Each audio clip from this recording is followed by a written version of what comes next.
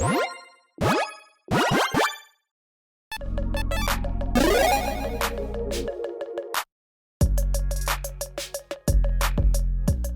everyone, I honestly wasn't expecting to be doing this again today in the not Commander's Quarters studio, but here we are because, my goodness, Wizards, you need to stop. You need to slow things down. There's this thing called spoiler season, which you made, and I don't think you understand the concepts of seasons now at this point. You're just like, nope, just whenever. Just, just cards just coming out at any point in time now.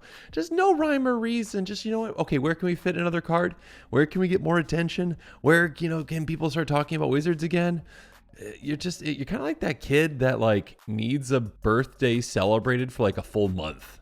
So I just want to start off with that. Anyways, an exciting card was spoiled, yes. I really hope that this spoiler season coming up doesn't get a bit too bogged down because of these, pre-spoilers and the spoilers for Lord of the Rings, all those other ones, because there's a lot of exciting cards and a lot of very important, and very, very well done design work went into these. You can clearly see. But yeah, here we go. Let's jump into the card and I'll talk about what commanders might want to utilize it. It is an exciting card. I don't want to take anything away from the card. Again, it's absurd. Comment below if you also think it's absurd that Wizards just has been doing spoiler season with not during this season. They're like, oh, during the stories, no, we'll just put cards in there for no reason when they had never done that before. Okay, here we go. Wrenn and Realmbreaker. That's right. Apparently, this is like Wrenn and 8, but now it's Wrenn and Realmbreaker. It is 8, but I don't know why they said Realmbreaker.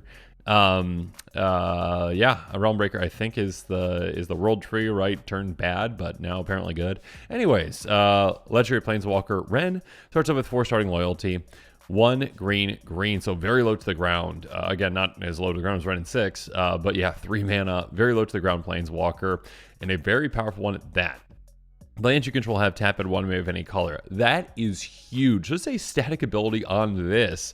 I mean, just having that on even just say an enchantment would be pretty good. But yeah, this is just an additional, just stapled on essentially to a planeswalker with some pretty powerful effects.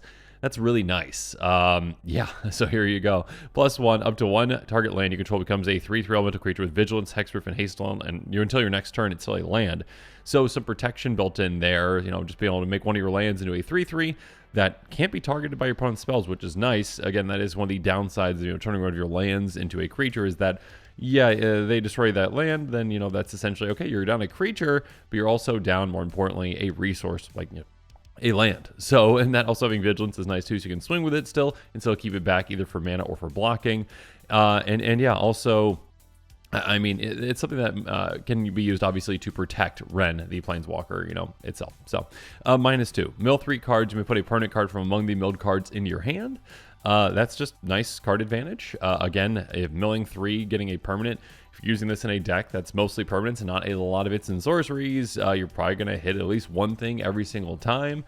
I mean, even just statistically, you're likely to hit a land off of that, essentially, right? If you've got, say, 37 lands in your deck, the third of your deck is lands, essentially, a little more than that even, in 3 cards off the top, you're bound to hit at least a land. So, yeah, get something, essentially off the top of your library, in your hand, the rest in your graveyard, which is great. Because, certain strategies, revolve around getting things in your graveyard, like maybe a reanimator strategy, maybe a self-mill strategy, etc., etc. Some cards actually care about, things hitting the graveyard, things leaving the graveyard, etc., etc. -7, here we go with the ultimate. You get an emblem with, you may play lands and cast permanent spells from your graveyard. Goodness gracious, that is a good ultimate. Essentially, it's turning your graveyard into a second hand entirely. And I don't think this one actually says, correct me below, because I think this would just work, but it doesn't specify that when you're casting spells like an instant or sorcery, they're exiled. Typically, that's what's happening, if they get flashback for instant sorceries, they're exiled, so you can't just keep reusing them. But no, with this, it does say permanent spells.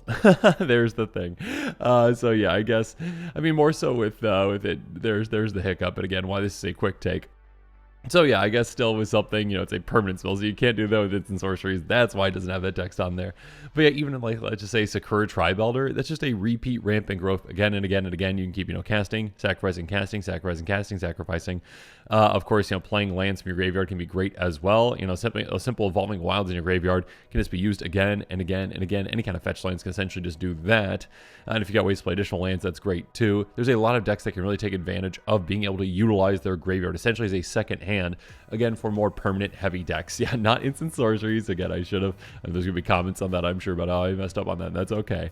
Yeah, I deserve that. But yeah, definitely a very powerful. Again, it being an emblem too, really can't be interacted with. Can't be stopped once it happens. So yeah, you're gonna have a just vast resource that you have access to as long as your opponents don't exile your graveyard. You got a nice extra resource essentially that you can kind of keep adding to with Wrenn and Realmbreaker. And yeah, perfect mana fixing with this. Potential creature if you need one. Mana kind of card advantage to it that middle, and also self-milling, which can be good for some strategies. And then also, again, a ton of extra card advantage essentially by utilizing your graveyard as a resource too. So yeah, a very, very, very good Planeswalker in a 3 mana package essentially. So, and starting off at 4 loyalty, yeah, just keep in mind, obviously, in combination with a card like Doubling Season, that doubles up the number of counters I put on something. Hey, you get this in play, you automatically get 8 counters on it. You can ult right away with that. So that's pretty good in combination, and it would stick around still too. So yeah, and of course, just even without ulting, you can get that up pretty quickly. If you've got proliferate effects, now there's a lot of proliferate effects after that last set.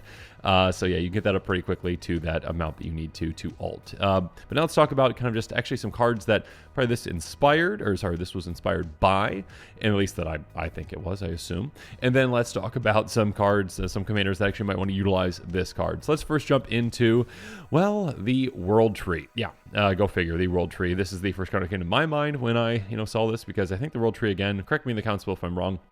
I'm not completely caught up on the lore here, but I believe the World Tree became Realmbreaker or whatnot in the story, essentially. It became Evil Tree now, essentially. Something like that, which allowed the Phyrexians to invade other places. And now Ren's like, hey, let's be buddies. So, yeah, as long as you control 6 or more lands you control have tap at 1 mana any color is the text on there that I am seeing, as the inspiration for, this text on the new Planeswalkers. So basically, yeah, carrying that over, not having that land requirement even on it, though, just be able to completely fix your mana is a very powerful thing. We're talking about some commanders that actually really, really want that. So yeah, this is definitely inspired from this somewhat. Crucible Worlds, another card essentially that I think this has some kind of inspiration from. Play lands from your graveyard, kind of an OG effect of that essentially. Just again, your graveyard is a separate resource. Being able to just completely play lands again and again and again from your graveyard is great. Again, especially for lands, can be sacrificed for value. Like Evolving Wilds, those kinds of fetch lands, Mirrored Landscapes, play lands, those two that can actually help ramp you. Those can be great as well. Or, if you're kind of mean, Wasteland. So that can be not kind of mean. Just yeah, Wasteland is definitely something you could utilize as well again and again and again to take down your opponent's lands. And if they don't have a way to play their lands in their graveyard, that's unfortunate for them. Muldrotha the Gravetide is another one that came to my mind, and actually a commander that could utilize this. And we'll talk about some other ones here in a bit. Could utilize this in the 99 of their deck. But yeah, Muldrotha says during each of your turns you may play a land or cast a permanent spell of each permanent type from your graveyard. So very similar to this one as well. This one does limit you to just one, but again, this new one, the emblem essentially just a better version of this. No limit to the number of permanent spells that you can play from your graveyard, and no limit to the number of lands that you can play from your graveyard as well. So yeah, some really powerful things you can do with that. Again, Muldrotha, I think this could definitely be a Planeswalker to add to the arsenal of a Muldrotha deck. So yeah, definitely a really good card for a deck like that. Again, with that milling, be able to get more things in your graveyard, even if you don't, ultimate with it. You can still just add more things to your graveyard for Muldrotha to get access to, essentially. And again, Muldrotha decks can be, entirely permanent decks, essentially. They really can just kind of fully take advantage of all of that. Now, that said, let's jump into some other commanders that might want to consider this brand new card, Wrenn and Realmbreaker. And one of the first ones came to my mind actually was Go Shinsai of Life's Origin. This is a pretty interesting one. This one is one that is focused on shrines and a lot of enchantments. So yeah, being very focused on a lot of permanents in the deck, so that is kind of ticking off one of the boxes. Secondly, Go Shinsai has an activated ability of Wooburg Tap, remove or return target enchantment card from your graveyard to the battlefield. So again, having that kind of full requirement met, being able to fully fix your mana with just having this Planeswalker in play, that can be perfect. So you can activate this ability, and of course, in combination with that ability, that -2 mill 3 gets something back from your graveyard into your hand, essentially. Yeah, if you have a really powerful enchantment in your graveyard, I mean, there are certain decks built around Go Shinsai that are like Omniscience decks, actually. So you can mill it into your graveyard and then activate this to get that out of your graveyard and basically save mana on that, cheat it into play. So yeah, while still getting extra value with whatever else you got back in your hand. But yeah, leaving the big enchantment in your graveyard, that can be a direction to go with this. And also, yeah, hey, if your shrines are actually dealt with, being able to get them out of your graveyard as well, not just with Goshintai, but being able to play them out of your graveyard once you alt with this new Planeswalker, that can definitely be a powerful play as well. So yeah, again, 5-color commanders love mana fixing, and ones that can work with graveyards, ones that can work other things like this, can definitely consider this one. Next up, Joda Archmage Eternal. Yeah, speaking of mana fixing, Joda loves perfect mana fixing. You may pay Wooburg rather than pay the mana cost for spells you cast. So yeah, Joda cheats things into play essentially. It doesn't cheat into play. You still pay for it, but you're usually paying at a significant discount for, 10 mana spells essentially. And so with perfect mana fixing again, just by getting this 3 mana Planeswalker into play, you're like, okay, perfect. Now I just don't have to worry about what lands I'm tapping. I'm just tapping 5 lands at a time to cast my spells, and things get pretty crazy from there. So yeah, I think this is definitely another consideration for a Joda deck. I mean, World Tree is already a great card in these. Even if you're not utilizing World Tree, to go get gods out of your deck, essentially. It doesn't really matter. It's there for the mana fixing. This can be a great way to fix your mana as well with a commander like this. And then we've got Titania, Protector of Argoth, 5/3, enters the battlefield, return target land card from your graveyard to the battlefield. Whenever a land you control is from the graveyard from the battlefield, create a 5/3 green multi-creature token. Works really well in combination with this. Now the mana fixing really doesn't matter for this one at all. I guess, if you've got lands that can tap for colorless, cool. Now they can tap for a green or whatnot. I guess too with like Evolving Wilds and those, if you really wanted to tap them for colors, you could too. So that's true as well. Lands that actually don't tap for mana could now tap for mana with that. So I guess there is that to consider. Regardless, being able to get lands in your graveyard with this new Planeswalker is great because now Titania can get them out of your graveyard. And also, again, if you can alt, being able to play lands from your graveyard can also be great too. And of course, with this kind of a commander, you're going to be sacrificing a bunch of lands, getting them back into play, getting them in your graveyard, making a bunch of elementals. It can help out in a lot of ways. And again, alting is just always going to be a good thing for a commander like this. Next up, Azusa Lost but Sea King, a commander that, is very simple, very straightforward. You can play 2 additional lands on each of your turns. So just a ton of lands in the deck, a bunch of land synergies, and now giving you the ability to play lands directly out of your graveyard as well as other spells, other permanent spells. You can do a lot of crazy things. So yeah, again, if you can get to that ultimate part for, Wrenn and Realmbreaker, you can do some crazy things. Again, if you just have, say, an Evolving Wilds and Timberwolf Expanse in your graveyard, you can every single turn utilize those as your additional lands. You're just out of your graveyard. Okay, play them, sacrifice them, go get a forest. Play them, sacrifice them, go get forest. Essentially, again and again and again, you can keep doing that. You really take advantage of, again, the ability to play additional lands because, again, you just have access to your graveyard now, which you can get lands to and from your graveyard. So yeah, definitely a commander that can consider this new card. Next up, Sidisi Brood Tyrant, a self-mill commander that really can make use of this as well. For the right build, I should say. 3/3 enters the battlefield or attacks, mill 3 cards. So again, this commander itself mills as well. Whenever one or more creature cards from your graveyard from your library, create a 2/2 black zombie creature token. So yeah, being able to obviously mill with this brand new Planeswalker, that can help out a lot. Again, just giving you another trigger essentially to be able to, make sure that you can actually hit more creatures, make more zombies with this. On top of that, again, getting access to your graveyard, of course, can be a great thing because you're going to be milling yourself throughout the game with this commander, with other effects as well. And now just having your graveyard as a second hand can just be a massive help. Again, a massive second hand for you that you can fully utilize with a commander like this. Finally, a commander that I want to say for last. This is yet another 5-color commander. And again, 5-color commanders love perfect mana fixing. So yeah, Sisse, there we go. With the Light Captain, definitely can utilize it as well. 2/2, +1/+1 for each other color among legendary permanent you control. Pay Wooburg, search library for a legendary permanent card with converted mana cost less than today's power, put on the battlefield, shuffle your library. Basically, Sisse is a great tutor for legendary permanents, and yeah, definitely a great Super Friends commander because of that. So essentially, if you need your perfect mana fixing, go get your, new card. Go get Wrenn and Realmbreaker. Get it right into play. I mean, you only need Sisse's power to get to, 4, essentially, to do that? So you can perfectly mana fix. Then, I mean, essentially, when you're at, 10 mana, you can activate this twice very easily again. And yeah, you're in green, so you obviously have access to ways to ramp very effectively, very efficiently. But again, making it so that your lands can perfectly mana fix can really help out, especially with activated abilities, especially activated abilities like this one that you can use again and again and again, like, Joda's. I mean, it's not an activated ability, but you know what I mean.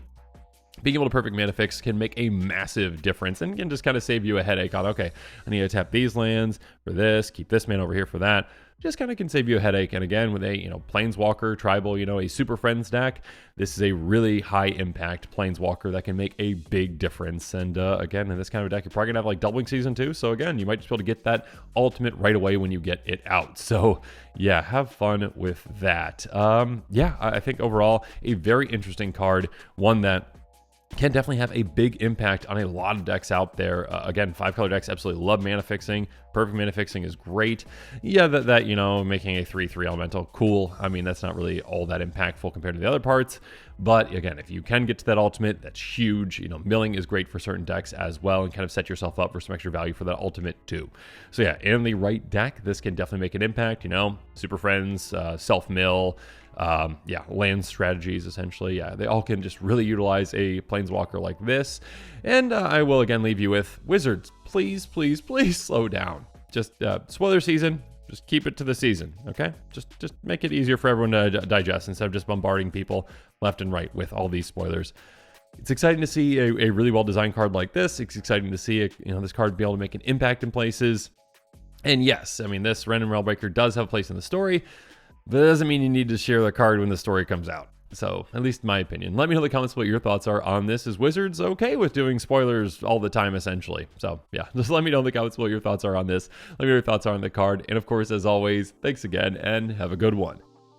This show and episodes like this one are possible thanks to viewers like you. If you're looking for an easy way to help support this show, make sure that you like, share, and subscribe. Also, hit that bell notification icon so you don't miss any new episodes. You can also go check out our playmats and other merchandise at thecommandersquarters.com. We also have a ton of brand new t-shirt designs in stock, so make sure you check out those as well. Another easy way to support this show is with our TCG Player affiliate links. So whether you're buying a deck or individual cards, you can use this general link right here or one in the description. And the final way that you can support this show is by supporting us directly by becoming a patron. There are many benefits to being a patron, and I truly couldn't do this without all of their support.